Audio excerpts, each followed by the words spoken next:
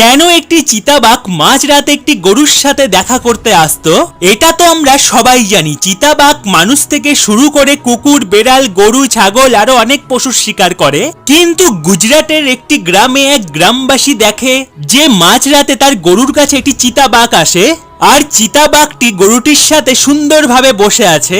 গরুটি তার জিভ দিয়ে বাঘটিকে চেটে দিচ্ছে। এই রকম প্রতিদিন রাতেই চলতে থাকে।